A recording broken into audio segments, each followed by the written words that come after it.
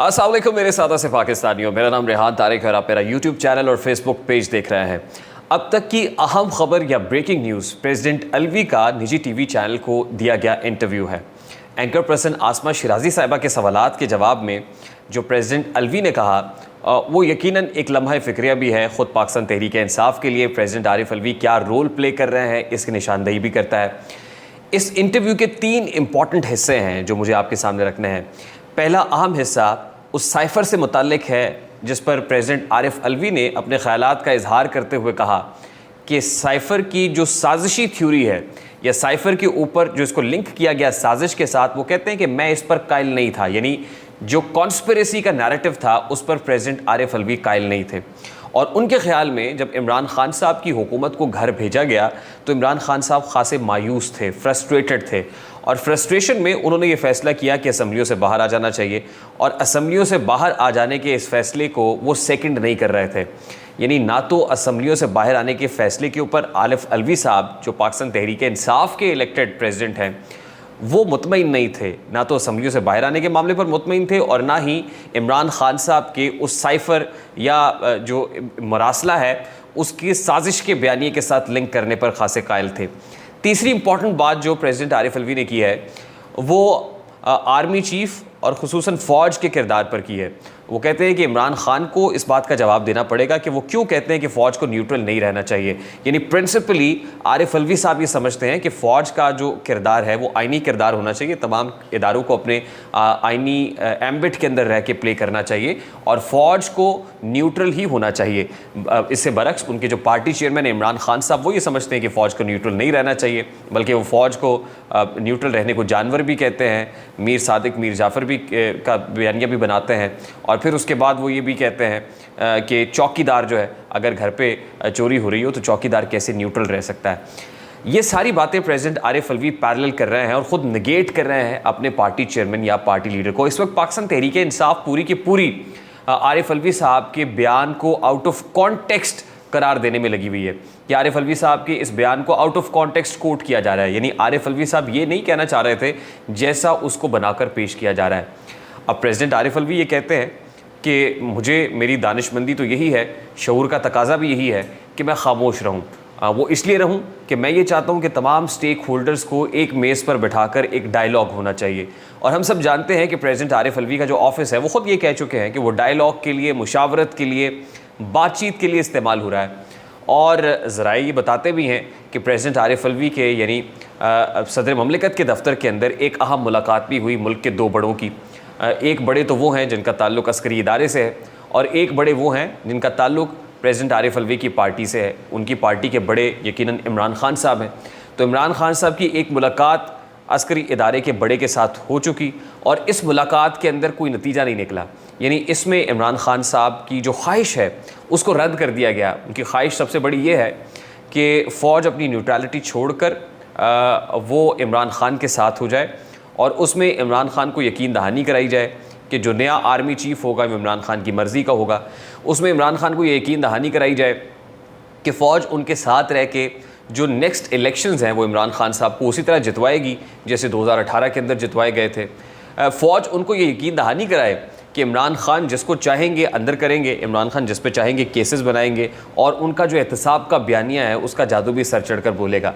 लेकिन फ़ौज ने ये कैटेगोरिकली, जिसमें army chief general Qamar Javed Bajwa की पीएम में काकूल की पासिंग आउट परेड से की गई जो तकरीर है वो भी ज़बान ज़द-ए-आम है, जिसमें उन्होंने कहा था कि the message is very loud and clear कि किसी भी जत्थे को या मुसल्ला गिरोह को मुल्क पर हमला आवर होने की या चढ़ाई करने का जो है वो अपॉर्चुनिटी, उसका मौका नहीं दिया जा सकेगा। तो ये मैसेज लाउड एंड क्लियर जो था वो एक ख़ास तबके के लिए था और समझने वालों के लिए इशारा ही काफ़ी है। वो इमरान खान साहब और उनके हवारी हैं जो इस वक्त वफाकी दारुल हुकूमत पर चढ़ाई का इरादा किए हुए हैं। अब प्रेसिडेंट आरिफ अलवी को अब सवाल तो ये है कि पार्टी चेयरमैन या पार्टी पॉलिसी की खिलाफ वर्जी वो कर सकते हैं, क्या इस पर उन पर नज़ला गिरेगा पार्टी चेयरमैन की तरफ से? तो इसका सादा सा जवाब यह है कि इमरान खान की मर्ज़ी और मंशा के बरक्स इस वक्त प्रेसिडेंट आरिफ अलवी कुछ नहीं कर रहे हैं। इमरान खान साहब का तरीक़ा वारदात ये है कि वो पैरेलल मुज़ाकरात करते हैं। यानी दिन के उजाले में वो अस्करी हलकों के ऊपर, ख़ुद हुकूमत के ऊपर तनकीद बढ़ाते हैं, प्रेशर डालते हैं, वो मज़ाहमती बयानिए को लेकर चलते हैं और रात की तारीकी में वो एक मेज़ सजा लेते हैं, जिस मेज़ के ऊपर वो चाहते हैं कि तमाम स्टेक होल्डर्स बैठें, ख़ास तौर पे वो फ़ैसला साज इदारे बैठें जो फ़ैसला करने का इख्तियार रखते हैं, और वो फ़ैसला साज इदारे इमरान खान के हक़ में फ़ैसला दे दें। यानी जब से उनकी हुकूमत को घर भेजा गया है, दिन के उजाले में वो मज़ाहमत का इस्तारा बन जाते हैं और रात की तारीकी में वो मुफाहमत की एक दूसरी शक्ल बन जाते हैं। तो इस वक्त जो रात की तारीकी में या पस पर्दा मुज़ाकरात हो रहे हैं वो प्रेसिडेंट आरिफ अलवी और उनके ऑफिस के ज़रिए से हो रहे हैं, और दिन के उजालों में वो जलसे हो रहे हैं जिसमें वो मुख्तलिफ़ किस्म की बातें करते हैं। गुज़श्ता रोज़ रावलपिंडी के जलसे में, पिंडी एक सिंबॉलिक का प्लेस थी, और उस सिंबॉलिक प्लेस के ऊपर इमरान खान साहब ने इंटेलिजेंस एजेंसीज़ को, पिंडी वालों को तनकीद का निशाना बनाया है, और वो ये कहते हैं कि क्या एजेंसियों का काम फ़ोन टैपिंग रह गया है। अब बरक्स इससे इमरान खान साहब ने अपनी हुकूमत में दिए गए 12 इंटरव्यूज़ के अंदर, खुसूसन मंसूर अली खान साहब से जब उन्होंने बात की थी तो उन्होंने वाज़े तौर पर कहा था कि इंटेलिजेंस एजेंसीज़ अगर वज़ीर आज़म की लाइन को टैप करती हैं तो बैनुल-अक़वामी दुनिया के अंदर भी तमाम प्राइम मिनिस्टर्स जो हैं या सरबराहान ममलिकत हैं, एजेंसीज़ उनके फ़ोन टैप करती हैं। वो इसलिए करती हैं कि उससे जो सरबराह ममलिकत है उसकी जान को महफूज बनाया जा सके। तो इसका जवाब ख़ुद इमरान खान साहब दे चुके, लेकिन कल पिंडी के जलसे के अंदर उन्होंने इंटेलिजेंस एजेंसीज़ को ये दो टोक अल्फाज में ये पूछा, उनसे इस्तफसार किया कि क्या आपका काम फ़ोन टैपिंग रह गया है। तो इमरान खान साहब की ज़िंदगी तज़ादात से भरपूर है।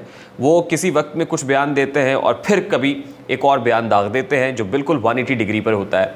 यही काम वो अब भी कर रहे हैं। वो इसलिए कर रहे हैं, ख़ास तौर पे हमने over the period of few days हमने देखा है कि इमरान खान साहब के स्टेटमेंट्स के अंदर जारहियत, मज़ाहमत बढ़ गई है।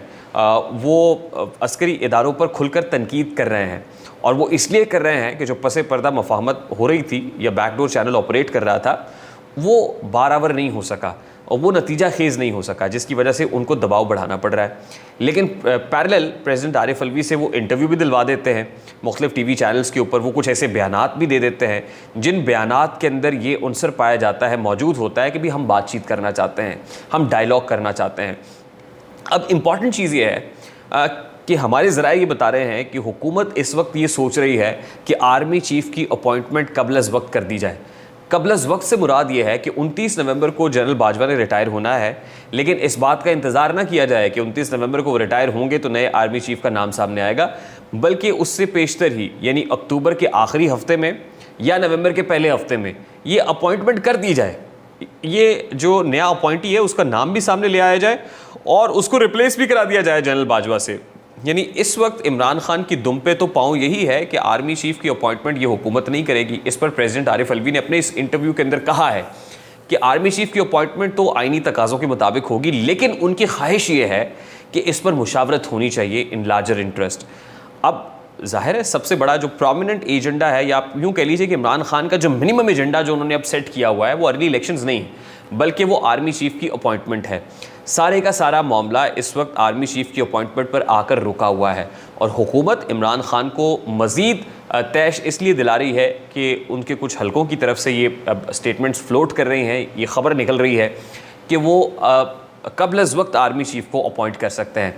अगर कबल अज़ वक्त आर्मी चीफ़ अपॉइंट होते हैं तो फिर इमरान खान साहब अपने लॉन्ग मार्च का ऐलान कर सकते हैं, या उससे बिल्कुल एक रोज़ पहले लॉन्ग मार्च का ऐलान हो सकता है। यानी इस वक्त जो सारी की सारी पॉलिटिकल गेम है वो इसके ऊपर है कि लॉन्ग मार्च का ऐलान पहले होगा या आर्मी चीफ़ की अपॉइंटमेंट पहले हो जाएगी। वो दोस्त जिनको ये लग रहा है कि इमरान खान साहब अभी लॉन्ग मार्च अनाउंस क्यों नहीं कर रहे, तो उनके लिए सादा सा जवाब ये है कि इमरान खान साहब अभी इस बात का इंतज़ार कर रहे हैं कि कब उनसे मुशावरत होती है आर्मी चीफ़ की अपॉइंटमेंट के ऊपर। और सारे का सारा मामला इस वक्त प्रेसिडेंट आरिफ अलवी और कुछ लोग जो इस वक्त ब्रिज का किरदार अदा कर रहे हैं उनके गो हेड से मशरूत है कि जब तक वो ग्रीन सिग्नल नहीं देंगे तब तक इमरान खान लॉन्ग मार्च अनाउंस नहीं करेंगे। वो प्रेशर माउंट करते रहेंगे, प्रेशर बढ़ाते रहेंगे, और तब तक बढ़ाएंगे जब तक उनको ऑन बोर्ड ना ले लिया जाए इस सारे के सारे मामले के ऊपर। तब तक वो प्रेशर बढ़ाएंगे। उसके बाद फिर आपको नज़र भी आएगा, आज इलेक्शन कमीशन ऑफ पाकिस्तान का बड़ा इंपॉर्टेंट इजलास है, और उस इजलास के अंदर बाई इलेक्शंस, बल्दियाती इलेक्शंस जो होने हैं उससे मुतालिक फ़ैसला किया जाएगा, क्योंकि हुकूमत ने दरख्वास्त दी थी कि इन बाई इलेक्शंस को 3 महीने के लिए मौखर कर देना चाहिए। अब आज इलेक्शन कमीशन ऑफ पाकिस्तान का इंपॉर्टेंट डिसीजन इसके ऊपर एक्सपेक्टेड है। कल भी इसके ऊपर काफ़ी बातचीत हुई है, इस पर एक मुलाकात और मुशावरत हुई है चीफ इलेक्शन कमिश्नर और इलेक्शन कमीशन के मेंबरान के माबैन, लेकिन आज उसका कोई हतमी फ़ैसला आना है। अब खुद पाकिस्तान तहरीक इंसाफ के लोग इस्लामाबाद हाई कोर्ट का दरवाज़ा खटखटा चुके हैं कि ये जो बाई इलेक्शन हो रहे हैं ये बाई इलेक्शंस को कलअदम करार दिया जाए। खुद हुकूमत ये चाहती है कि बाई इलेक्शंस को 3 महीने के लिए पोस्टपोन कर दिया जाए। लाइकली आज डिसीजन यही आएगा कि जो 16 अक्टूबर को बाई इलेक्शन होने हैं उनको मुलतवी कर दिया जाए। और मुलतवी करने की वजह ये होगी कि जो बैकडोर चैनल ऑपरेट कर रहा है वो ऑपरेट करे और इमरान खान और उनके हवारियों को मौका दिया जाए कि आप असम्बली में वापस आ जाएं। यानी आने वाले दिनों में आपको अगर बातचीत की नतीजा खेज होती है तो इमरान खान और उनके लोग आपको असम्बलियों में आते हुए भी दिखाई देंगे। इमरान खान को आर्मी चीफ़ की अपॉइंटमेंट पर ऑन बोर्ड भी ले लिया जाएगा और नया आर्मी चीफ़ उस मुकर्रर भी कर दिया जाएगा। और फिर आपको जो साबिक वज़ीर आज़म नवाज शरीफ हैं जो लंदन में बैठे हुए तनकीद कर रहे हैं इस वक्त, ख़ास तौर पे अदलिया की जानिब उन्होंने अपनी तनकीद का रुख किया हुआ है, तो साबिक वज़ीर आज़म नवाज शरीफ वतन वापस आएंगे और वतन वापस आकर वो अदालतों में पेश होंगे बिल्कुल उसी तरह जैसे इसहाक डार साहब पेश हुए, क्योंकि तब तक नवाज शरीफ साहब एक्विट नहीं हो सकते या आर्टिकल 62(1)(f) का फैसला नहीं आ सकता जब तक वो आके अपने आप को अदालतों के सामने सरेंडर नहीं करते, क्योंकि अदालतों ने उनको एब्सकॉन्डर करार दिया हुआ है। तो ये सारे के सारे मामलात इस वक्त सियासी नक्शे पर उभर रहे हैं, ये सब कुछ होना है। And in the mean while जाते जाते मैं ख़बर और दे दूँ कि अलीम खान साहब और ओन चौधरी साहब, जहांगीर तरीन साहब के कुछ लोगों की मुलाकात साबिक वज़ीर आज़म नवाज शरीफ से हुई है और उसमें पंजाब के अंदर इन हाउस चेंज की बात भी हो रही है। वो इसलिए हो रही है कि अलीम खान का एक बहुत बड़ा प्रोजेक्ट है पार्क व्यू सिटी का, वो भी इस वक्त ज़ेर अताब है। उसके ऊपर भी रूडा जो है वो फुल क्रैकडाउन कर रही है और इमरान खान साहब का जो हदफ है इस वक्त लाहौर के अंदर वो अलीम खान है कि उनको कैसे नॉकडाउन करना है और फिर यहाँ तक भी कि उनकी गिरफ्तारी का प्लान भी बनाया हुआ है। ये भी हो सकता है कि लंदन से वापस आने पर अलीम खान को गिरफ़्तार किया जाए, लेकिन उससे पहले जो जहांगीर खान तरीन ग्रुप के लोग हैं उनका प्रेशर इस वक्त पाकिस्तान मुस्लिम लीग नवाज़ के ऊपर यह है कि आप पंजाब के अंदर तो हुकूमत तब्दील कराएं, खुदा का वास्ता है इसको चेंज करें ताकि हम जो इस वक्त अंडर प्रेशर आए हुए हैं कम से कम ये प्रेशर ईज़ ऑफ हो सके। तो देखना ये है 41वां सेशन जो पंजाब असम्बली का इतना तवील हो गया है, मुझे लगता है कि ये भी Guinness book of world record के अंदर लिखा जाएगा कि 41वां सेशन टूट ही नहीं रहा है। और उसकी वजह यह है कि 41वां सेशन जैसे ही टूटेगा गवर्नर की तरफ से एक समरी मूव होगी, यकीनन वज़ीर आला को वोट ऑफ कॉन्फिडेंस लेने का कहा जा सकता है और वोट ऑफ कॉन्फिडेंस लेने का जब गवर्नर कहेंगे तो वज़ीर आला को नंबर शो करने पड़ेंगे। और लाइकली इस वक्त जो अपोजिशन है पंजाब के अंदर वो ये कह रही है कि वज़ीर आला के पास नंबर पूरे नहीं हैं, हमारे साथ कुछ लोग मुशावरत में हैं। तो देखना ये होगा कि पंजाब हुकूमत का मुस्तकबिल फिर कहाँ खड़ा होता है। मुझे रेहान तारिक को इजाज़त दीजिए, अपना बहुत सारा ख्याल रखिएगा। अस्सलाम वालेकुम।